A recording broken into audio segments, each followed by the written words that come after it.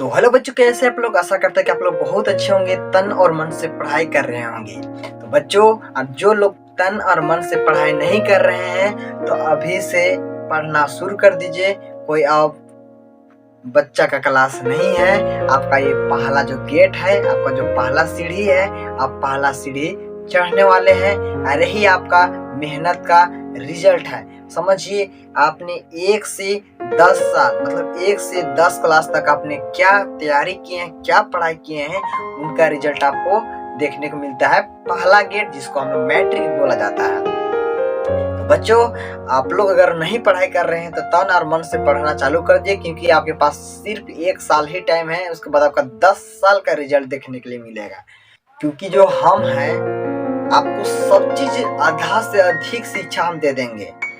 आपको अच्छा परसेंटेज लाना है। सबसे ज्यादा आपको राइटिंग सबसे ज्यादा सॉफ्ट होता है। सबसे पहला जो होता है आपका राइटिंग सबसे ज्यादा मायने होता है। आपको मैथ छोड़ दीजिए, मैथ के अलावा जो बाकी सब्जेक्ट, ऑल सब्जेक्ट, हिंदी हो, इंग्लिश हो, संस्कृत हो, राजनीतिक शास्त्र, भूगोल, विज्ञान, जो भी है, अदर मैथ से छोड़कर अदर सब्जेक्ट जो पढ़ने जाइएगा तो आपके पास सबसे ज्यादा होता है राइटिंग। राइटिंग आप नहीं अगर है आपका, अगर हो सकता है माना कि आपके पास अगर राइटिंग नहीं है आपका अच्छा, तो आप अभी से कंटिन्यू 5 से 6 महीना आप कंटिन्यू आप कॉपी में लिखिए। 1 पेज हिंदी, 1 पेज इंग्लिश का, तो आपको देखिएगा 6 मंथ मतलब 6 मंथ होते होते में आपका जो राइटिंग है आपका एकदम पूरा अच्छा हो जाएगा।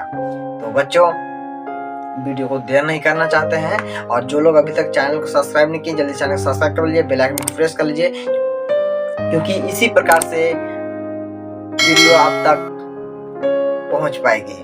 चलिए बच्चों, आज हम लोग देखेंगे 10वीं कक्षा के खंड 1 जो भारत और समकालीन विश्व 2 पार्ट। ये मेरा बुक का नाम है, बच्चों, ये मेरा बुक का नाम है। ठीक है, ये बुक का नाम है भारत और समकालीन विश्व 2। अब पहला पार्ट का जो नाम है, देखिए, यूरोप में राष्ट्रवाद का उदय।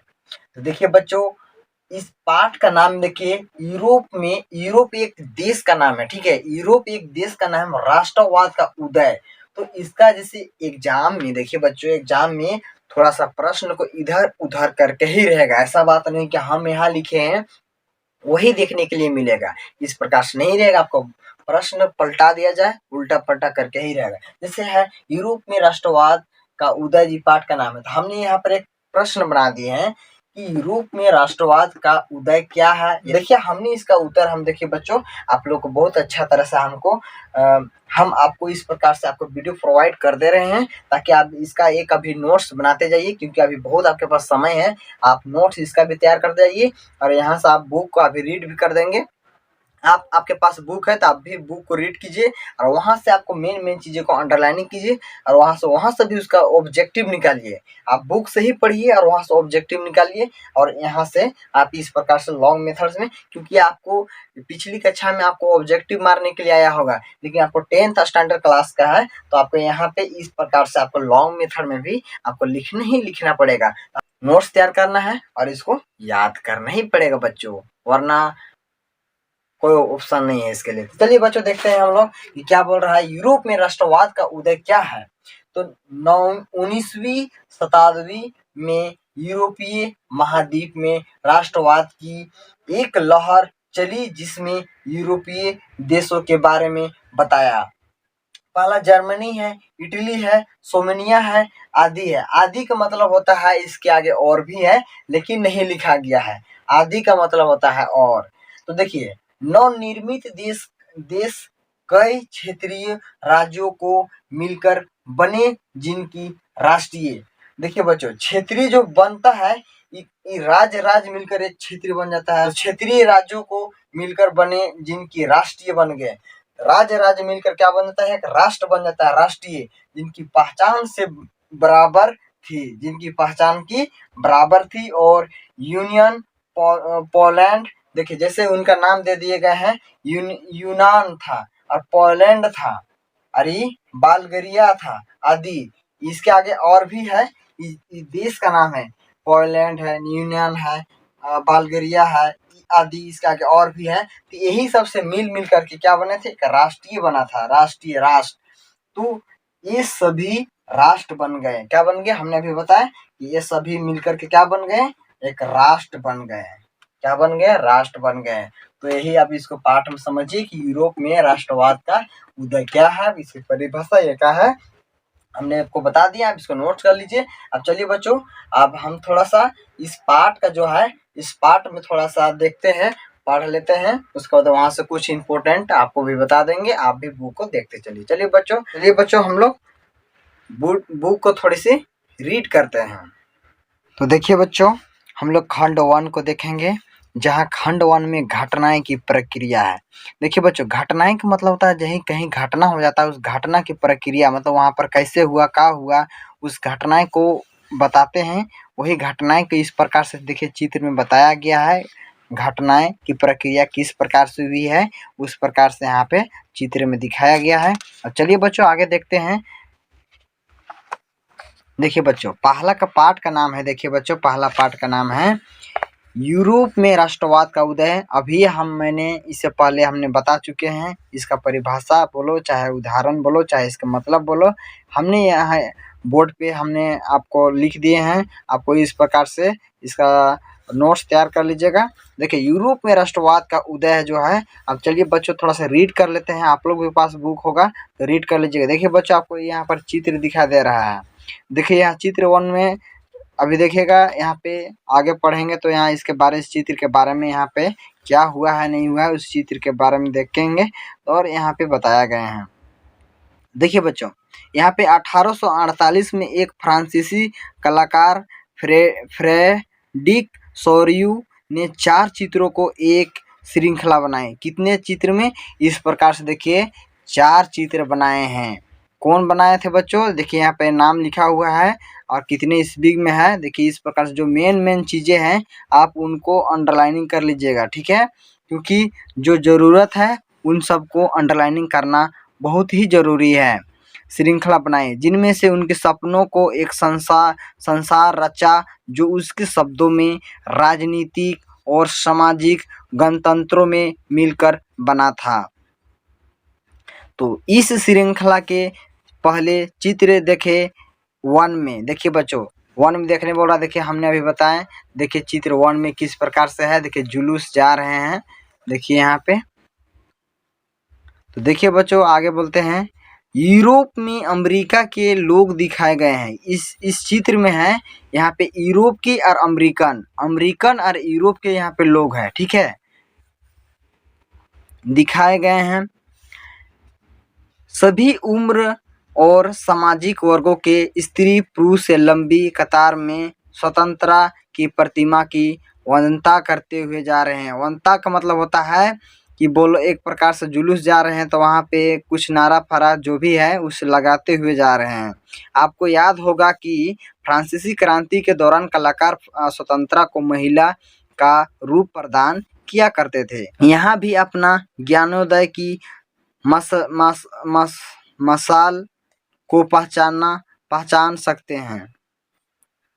यह भी आप ज्ञानोदय की मसाल को पहचान सकते हैं, जो उसकी एक हाथ में है और दूसरे हाथ में मनुष्य के अधिकारों को घोषणा पत्र प्रतिमा के सामने जमीन की निरंकुश संस्थानों के ध्वस्त अवशेष बिखरे हुए हैं।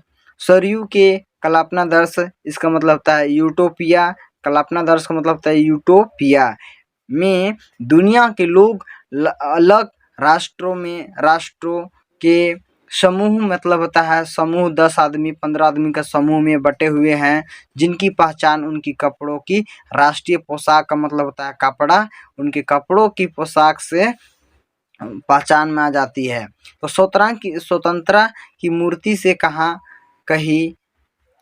स्वतंत्रता की मूर्ति से कही गई इस जुलूस, देखिए हमने बताया पहले कि जुलूस बोल रहे हैं तो जुलूस में नृत्य का मतलब होता है बच्चों, इसके मतलब होता है डांस होता है, नाच गान। नृत्य के मतलब होता है नाच गान करते हुए जुलूस जाते हैं। संयुक्त राज्य अमेरिका और स्विट्जरलैंड जो जब तक राष्ट्र राज्य में बन चुके थे, फ्रांस जो क्रांतिकारी तिरंगे से पहचाना जा सकता है।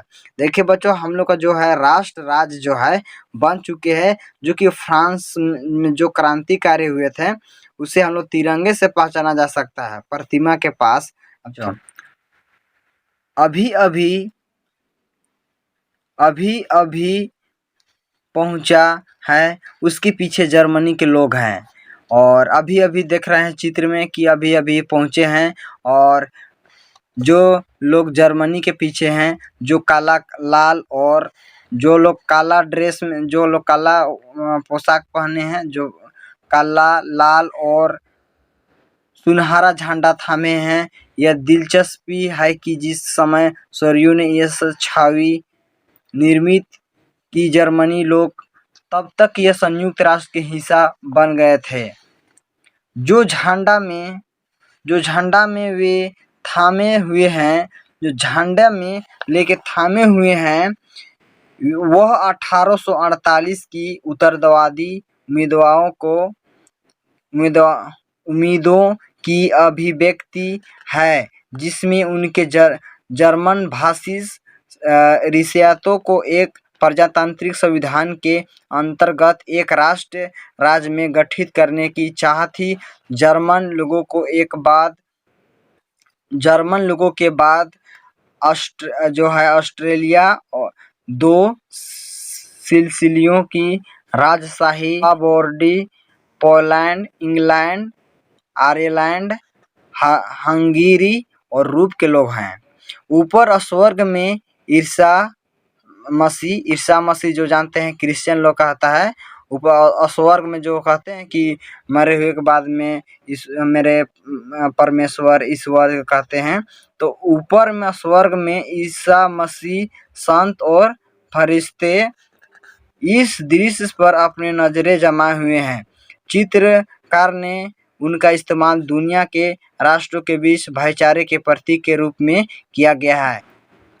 इस अध्याय में कई विषय उठाए जाए कि जिनकी काल्पनिक क्या है अभिव्यक्ति शोरियों ने चित्र 1 में की थी।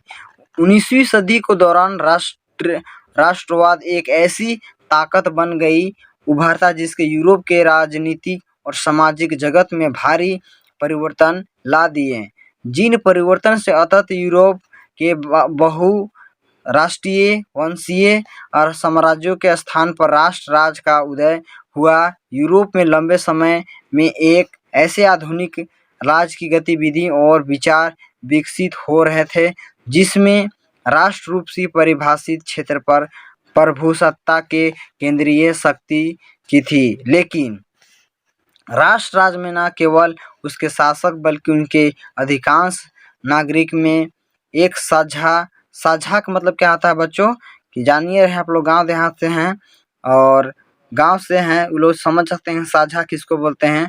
साझा जो किसी को देते हैं और उसका बंटवारा किया जाता है 2 भाग में, उसी को साझा पहचान का भाव को साझा इतिहास के विरासत का भावना थी, जो साझेपन की एक भावना अनंत काल से नहीं थी। यह संघर्षों का नेताओं तथा आम लोगों की सरगर्मियों ने निर्मित हुई थी।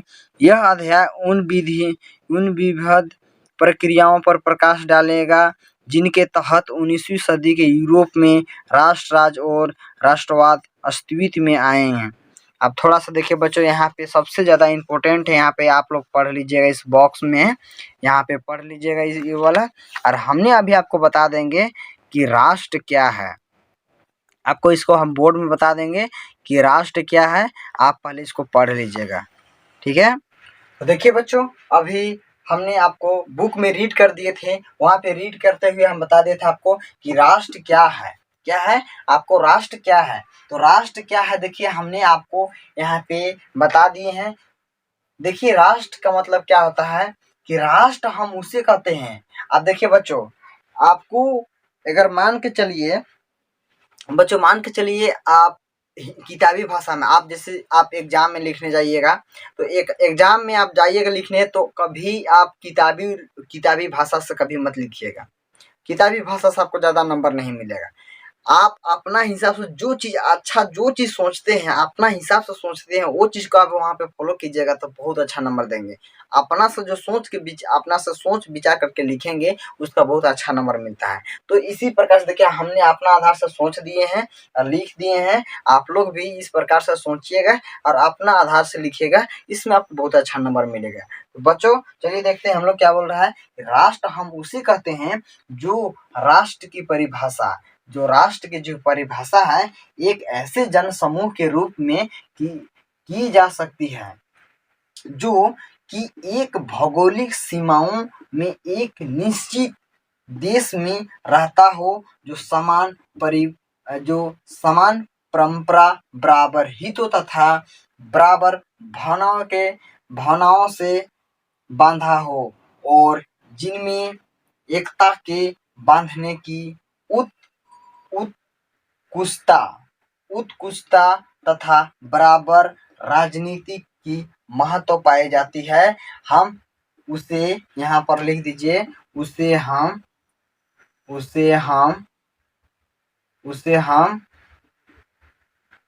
राष्ट्र कहते हैं, राष्ट्र कहते हैं।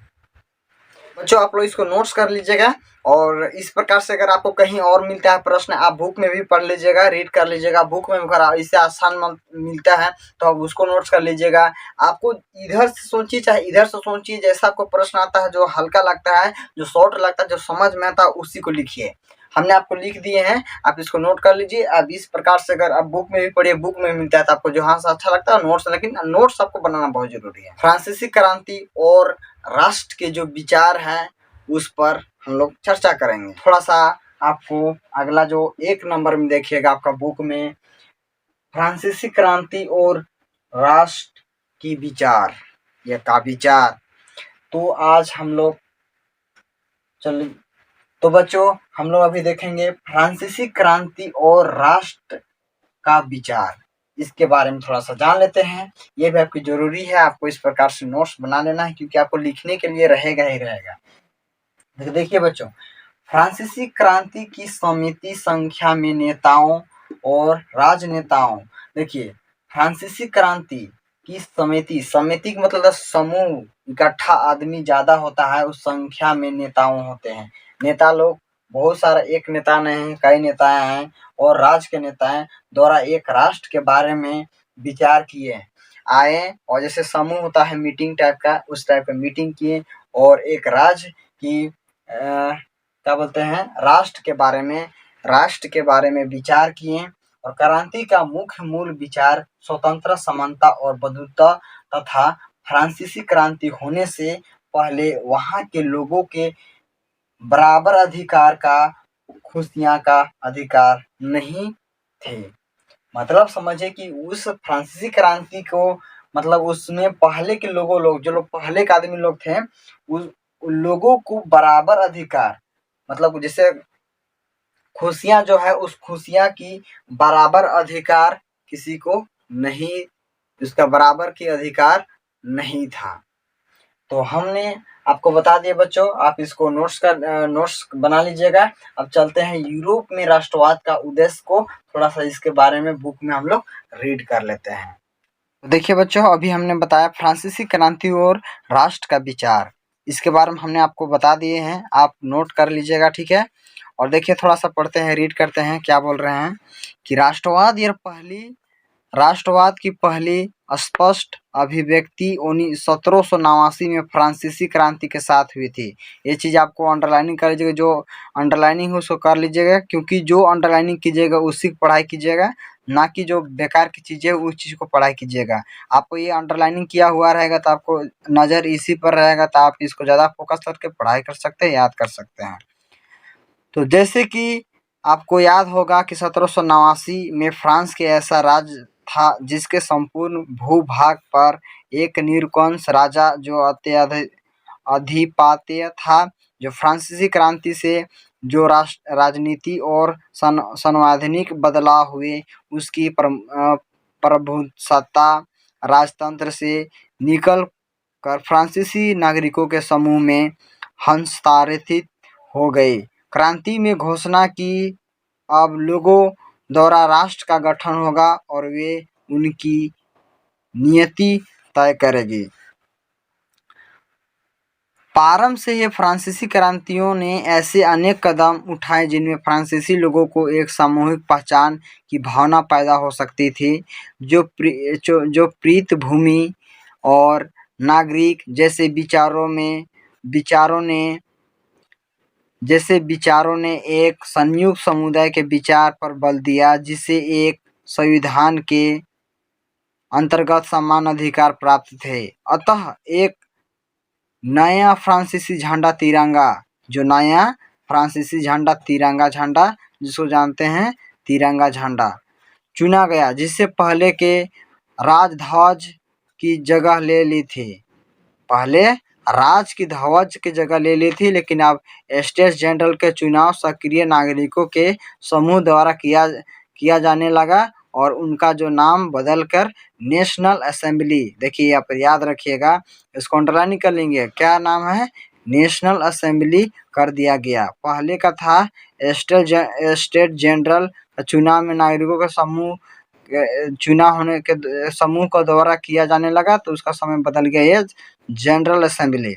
नीति स्तुतियां रची गई, शपथें ली गई, शहीदों का गुणगान हुआ और यह सब राष्ट्र के नाम पर हुआ था। इस केंद्रीय प्रशासनिक व्यवस्था लागू किए गए, जिसने अपने भूभाग में रहने वाले, भूभाग का मतलब होता है बच्चों, भूख मतलब भूमि, और भाग का मतलब भूमि के भाग, मतलब भूमि में रहने वाले सभी नागरिक के लिए समान कानून बनाए। और सभी आदमी के लिए अब कानून बन गया कि सबको देखना है तो एक समान देखना है। हमने अभी बताया था उसमें, तो देखिए वहाँ पर कहा था पहले के लोगों पर क्या होता था कि खुशियाँ जो है, चाहे आनंद जो है, सबको एक जैसा कि समान मतलब बराबर खुशियाँ देने का अधिकार नहीं था। अब यहाँ पर समान मतलब बराबर कानून बनाए गए, सबको समान रूप से देखना है।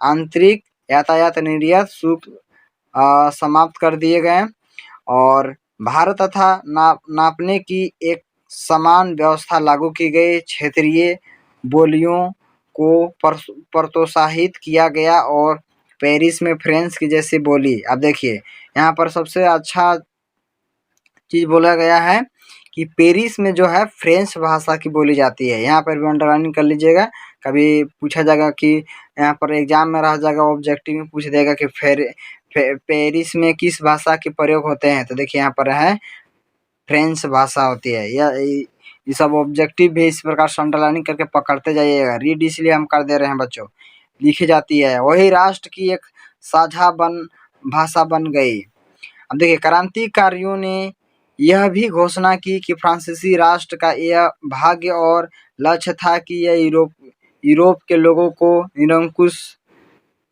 शासक ने मुक्त कराए। फ्रांसीसी यूरोप के अन्य लोगों को राष्ट्रों में गठित होने की मदद देगा।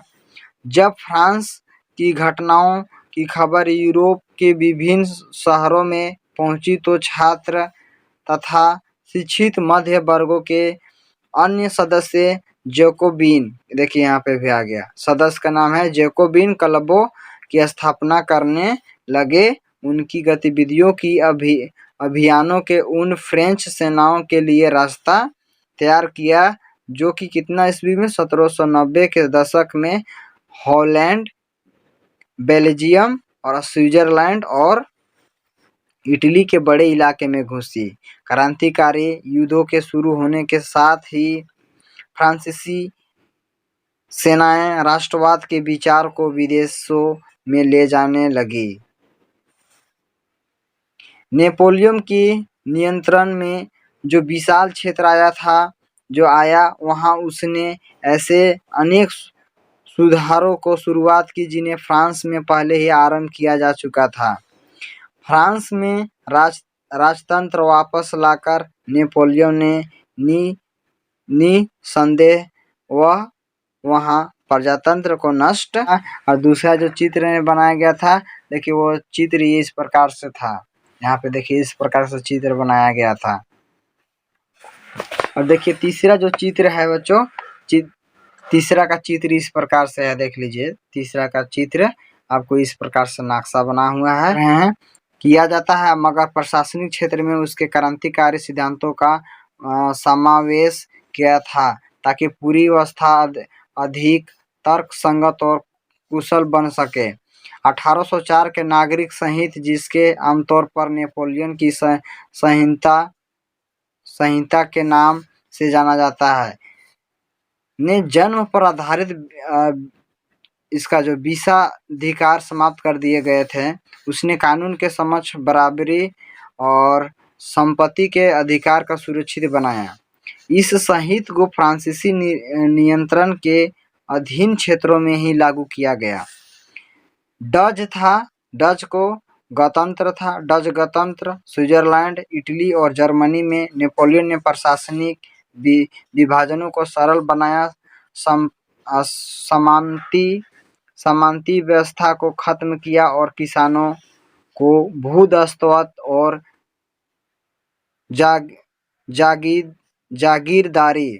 जागीरदारी शुल्कों से मुक्ति दिलाई। शहरों में भी कारीगरों को श्रेणी संघों के नियंत्रणों को हटा दिया गया और यातायात और संचार व्यवस्थाओं को सुधार गया। किसानों, जैसे देखो किसानों थे, कारीगरों थे, मजदूरों थे और नए उद्योगपतियों थे। नई मिली आज़ादी चरखी। उद्योगपतियों ने खास तौर पर सामान बनाने वाले लघु उत्पादक यह समझने लगे कि एक समान कानून। अब देखिए चौथा चित्र, देखिए इस प्रकार से है आपका, ये चौथा का चित्र हो गया। उसके आगे देखिए क्या बोल रहा है कि मानक भार तथा नाप और एक राष्ट्रीय मुद्दा से एक इलाके से दूसरे इलाके में वस्तुओं को पूंजी के आवागमन में शमूलियत होगी। लेकिन जीते हुए इलाकों में स्थानीय लोगों को फ्रांसीसी शासन के प्रति मिली-जुली प्रतिक्रियाएं थी। शुरुआत में उनके स्थानों जैसे हॉलैंड और स्विट्जरलैंड और साथ ही कई शहरों जैसे ब्रसेल्स और मेंज, मिलान और वार्सा जैसे फ्रांसीसी सेनाओं के स्वतंत्रता का लोफा देने वाले की तरह स्वागत किया गया, मगर यह शुरुआती उत्साह शीघ्र की दुश्मनी में बदल गया जब यह साफ होने लगा कि नए प्रशासनिक व्यवस्था राजनीतिक स्वतंत्रता के अनुरूप नहीं थी। बड़े हुए कर सेंसरशिप और बाकी यूरोप को जीतने के लिए फ्रेंच सेना ने जबरन भर्ती से हो रहे अनुशासन प्रशासनिक परिवर्तनों में मिले फायदों से कहीं ज़्यादा नजर आने लगे। अब हम लोग देखेंगे यहाँ पे कल। अब इसके अगले वीडियो में मिलेंगे। देखिए यहाँ पे दूसरा यूरोप में राष्ट्रवाद का निर्माण अगले वीडियो में देखेंगे।